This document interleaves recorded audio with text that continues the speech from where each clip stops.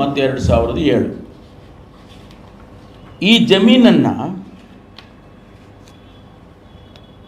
ಮೂಲ ಮಾಲೀಕತ್ವ ಯಾರ್ದಿರುತ್ತಲ್ಲ BDA notification ಮಾಡೋದಕ್ಕೆ ಮೊದಲು ರಾಮಸ್ವಾಮಿ ಅನ್ನೋರ ಓನರ್ಶಿಪ್ಪಲ್ಲಿ ಇರುತ್ತೆ.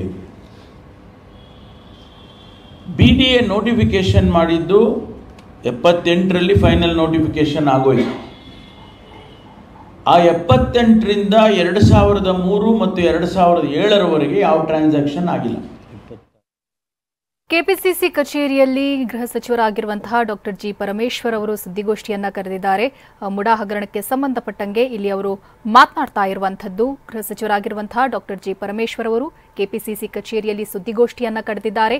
ಸುದ್ದಿಗೋಷ್ಠಿಯಲ್ಲಿ ಇದೀಗ ಅವರು ಮುಡಾ ಹಗರಣಕ್ಕೆ ಸಂಬಂಧಪಟ್ಟಂಗೆ ಮಾತನಾಡ್ತಿದ್ದಾರೆ.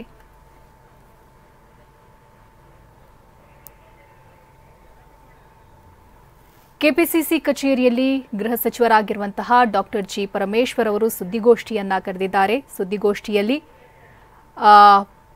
ವಿಪಕ್ಷ ನಾಯಕ ಆರ್ ಅಶೋಕ್ ವಿರುದ್ಧವೂ ಕೂಡ ದಾಖಲೆಯನ್ನ ಬಿಡುಗಡೆ ಮಾಡಿದ್ದಾರೆ. ಪರಮೇಶ್ವರ್ ಅವರು HK ಪಾಟೀಲ್ರಿಂದ ದಾಖಲೆಯನ್ನ ಬಿಡುಗಡೆ ಮಾಡಲಾಗಿದೆ. ವಿಪಕ್ಷ ನಾಯಕ ಆರ್ ಅಶೋಕ್ ವಿರುದ್ಧ ಇದೀಗ ಡಾಕ್ಟರ್ ಜಿ ಪರಮೇಶ್ವರ್ ಅವರು ದಾಖಲೆಯನ್ನ ಬಿಡುಗಡೆ ಮಾಡಿರುವಂತದ್ದು. Is no more a owner. It is the property of the BDA. BDA final notification ಆಗಿ ತಗೊಂಡ್ಬಿಡ್ತು position. Ramaswamy is no more a owner.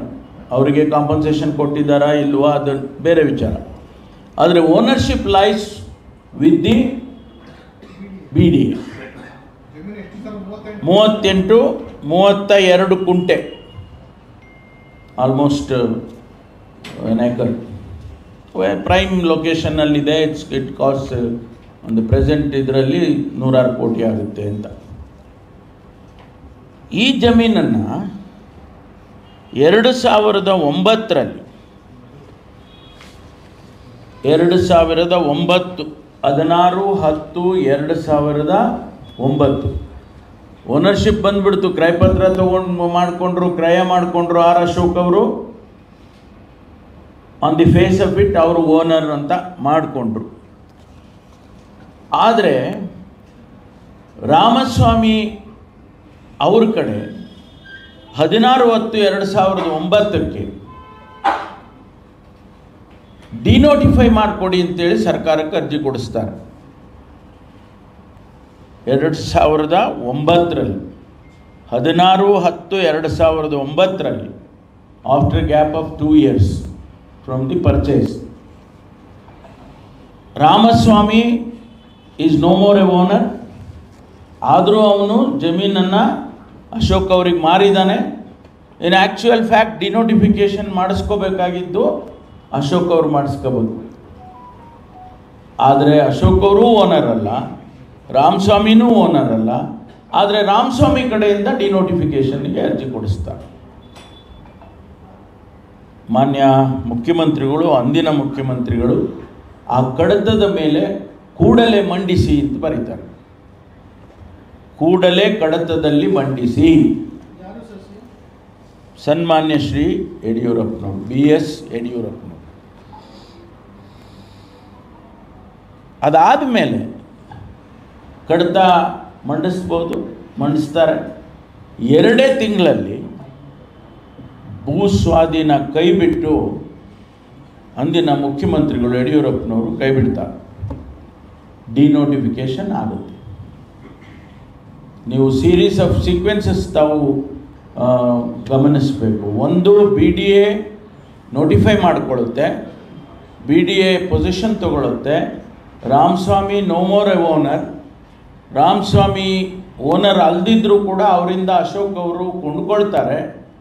ಕೊಂಡ್ಕೊಂಡಾದ ಮೇಲೆ ಡಿನೋಟಿಫಿಕೇಶನ್ ಮಾಡೋದಕ್ಕೆ ರಾಮಸ್ವಾಮಿ ಕಡೆಯಿಂದ ಅರ್ಜಿ ಕೊಡ್ತಾರೆ. ಆ್ಯಂಡ್ ರಾಮಸ್ವಾಮಿ ಆ ಅರ್ಜಿ ಮೇಲೆ ಮುಖ್ಯಮಂತ್ರಿಗಳು ಡಿನೋಟಿಫೈ ಮಾಡ್ತಾರೆ. ಬಹುಶಃ ಇದು ಕ್ಲಿಯರ್ ಆಯಿತು ಅಂತ ಕಾಣಿಸುತ್ತೆ.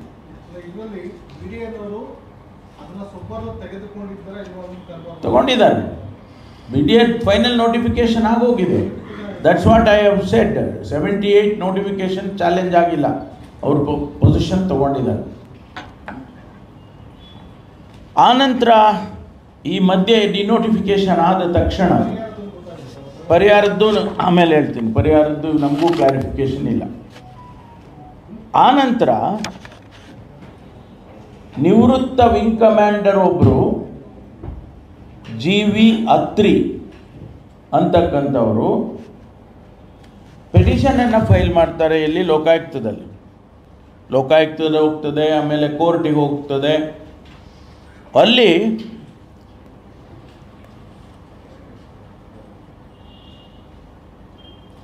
ಅಷ್ಟುವರೆಗೆ ಮಾನ್ಯ ಅಶೋಕ್ ಅವರು ತೀರ್ಮಾನ ತಗೊಂಡ್ಬಿಡ್ತಾರೆ, ನಾವು ವಾಪಸ್ ಕೊಟ್ಬಿಡ್ಬೇಕು ಇದನ್ನು. ಯಾವಾಗ ಅತ್ರಿ ಅವರು ಕೋರ್ಟಿಗೆ ಹೋಗ್ತಾರೆ, ಲೋಕಾಯುಕ್ತಕ್ಕೆ ಹೋಗ್ತಾರೆ, ಆಗ ಅವರು ವಾಪಸ್ ಕೊಡೋ ತೀರ್ಮಾನ.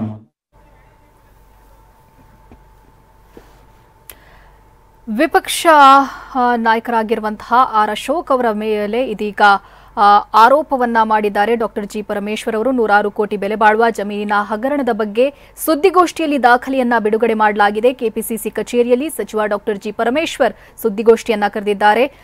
ಲೊಟ್ಟೆಗೊಲ್ಲಹಳ್ಳಿ ಸರ್ವೆ ನಂಬರ್ 10/1ರಲ್ಲಿರುವ 32 ಗುಂಟೆ ಜಮೀನಿಗೆ ಸಂಬಂಧಪಟ್ಟಂಗೆ ಅಕ್ರಮ ನಡೆದಿದೆ, ಹಗರಣ ನಡೆದಿದೆ ಅನ್ನುವಂತಹ ಆರೋಪವನ್ನ ಇದೀಗ ಬಿಜೆಪಿಯ ನಾಯಕರಾಗಿರುವಂತಹ ಆರ್ ಅಶೋಕ್ ಅವರ ವಿರುದ್ಧ ಆರೋಪ ಮಾಡಿರುವಂಥದ್ದು.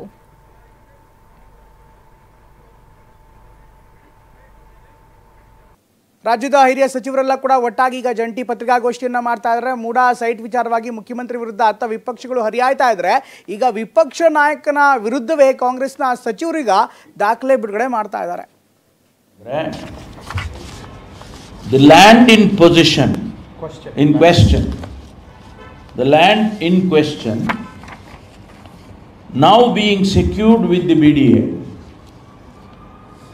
no purpose would be served by continuing with this petition any further on the reliefs as claimed.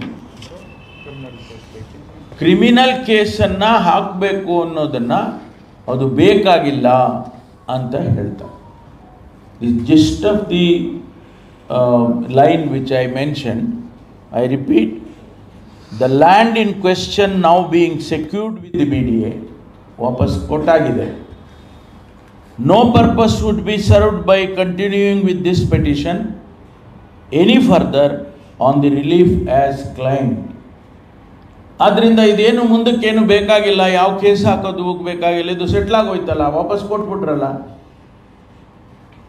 ಅಂತ ಆದೇಶವನ್ನು ಮಾಡಿದ್ದಾರೆ. ದಿ ಕ್ವೆಶ್ಚನ್ ನಾವ್ ಈಸ್, ಸಿದ್ದರಾಮಯ್ಯನವರ ಶ್ರೀಮತಿಯವರು ವಾಪಸ್ ಕೊಟ್ಟಿದ್ದಕ್ಕೆ ನೀವು ಆಡುವ ಮಾತುಗಳೇನಿದೆ ಮತ್ತು ಇಲ್ಲಿ ಆಗಿರ್ತಕ್ಕಂಥ ತೀರ್ಪು ಏನಾಗಿದೆ, ಇದು ಯಾವ ರೀತಿಯಲ್ಲಿ ಇದನ್ನು ನೀವು ಅರ್ಥೈಸಿದ್ದೀರಿ, ಜನಸಮುದಾಯಕ್ಕೆ ಏನು ಹೇಳಿದ್ದೀರಿ, ರಾಜ್ಯದ ಜನತೆಗೆ ಏನು ಹೇಳಿದ್ದೀರಿ, ಯು ಹ್ಯಾವ್ ಟು ಆನ್ಸರ್. ಒಂದು ನಿಮಗೆ ನಿಮ್ಮದೇ ಅಲ್ವೇ ಅಲ್ಲ, ಜಮೀನೇ ನಿಮ್ಮದಲ್ಲ, ಆದರೂ ರಿಜಿಸ್ಟರ್ ಮಾಡ್ಕೊಂಡಿದ್ದೀರಾ. ನೋಟಿಫಿಕೇಶನ್ ಆಗಿರೋ ಜಮೀನನ್ನು ರಿಜಿಸ್ಟರ್ ಮಾಡಿ ನಂದು ಅಂತ ಹೇಳ್ಕೊಂಡು ಒರಿಜಿನಲ್ ಓನರ್ನಿಂದ ಡಿನೋಟಿಫೈ ಮಾಡಿಸ್ಕೊಂಡು ಅದನ್ನೂ ತೊಗೊಂಬಂದು ಈಗ ನಾನು ವಾಪಸ್ ಕೊಡ್ತೀನಿ ಅಂತ ಹೇಳಿದ್ರೆ ಇದು ಎಷ್ಟರ ಮಟ್ಟಿಗೆ ನ್ಯಾಯ ಇದೆ? ನೀವು ಹಾಗಾದರೆ ನೀವು ಮಾಡಿರ್ತಕ್ಕಂಥದ್ದು ಕೂಡ ನೀವೇನು ನಮಗೆ ಕಳ್ತನ ಮಾಡಿದ್ದಾರೆ, ಆಮೇಲೆ ಕಬಳಿಸ್ಬಿಟ್ಟು ಸಿಕ್ಬಿಟ್ಟಿದ್ದಾರೆ, ಈ ಥರ ಎಲ್ಲ ಮಾತುಗಳು ಆಡಿದ್ದಾರೆ. ಇದನ್ನು ನಾವು ಯಾವ ಭಾಷೆಯಲ್ಲಿ ಹೇಳಬೇಕಾಗ್ತದೆ ಅನ್ನುವಂಥದ್ದು ಇವತ್ತು ನಮ್ಮ ಮುಂದೆ ಇರ್ತಕ್ಕಂಥ ಪ್ರಶ್ನೆ. ಮಾನ್ಯ ಕಾನೂನು ಸಚಿವರು ಮತ್ತು ಕಂದಾಯ ಸಚಿವರು ಮುಂದೆ ವಿವರಗಳನ್ನು ಮಾಡ್ತಾರೆ.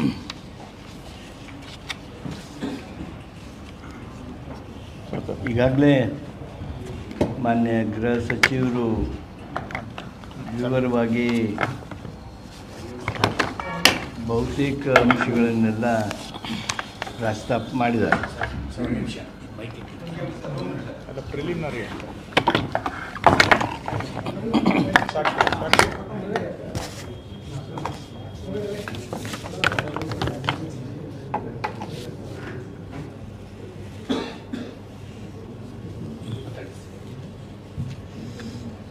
ಸ್ನೇಹಿತರೆ, ಈಗಾಗಲೇ ಸನ್ಮಾನ್ಯ ಗೃಹ ಸಚಿವರು ಎಲ್ಲ ವಿವರಗಳನ್ನು ಸ್ಪಷ್ಟಪಡಿಸಿದ್ದಾರೆ.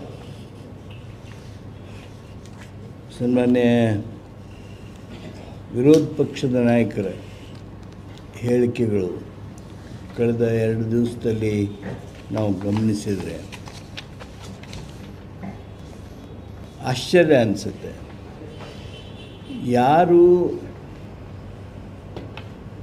ಸರ್ಕಾರಿ ಜಮೀನನ್ನು BDA ಜಮೀನನ್ನು ತಾವಿಟ್ಕೊಂಡು 30 ವರ್ಷಗಳ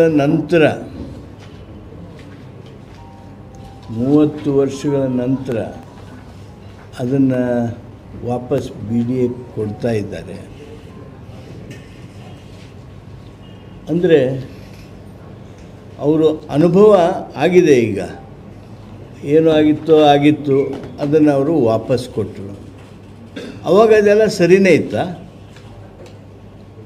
ಈಗ ನಾವು ನಮ್ಮ ಜಾಗೆಗೆ ಅಂದರೆ ಸಹೋದರಿ ಸಿದ್ದರಾಮಯ್ಯನವರ ಧರ್ಮಪತ್ನಿ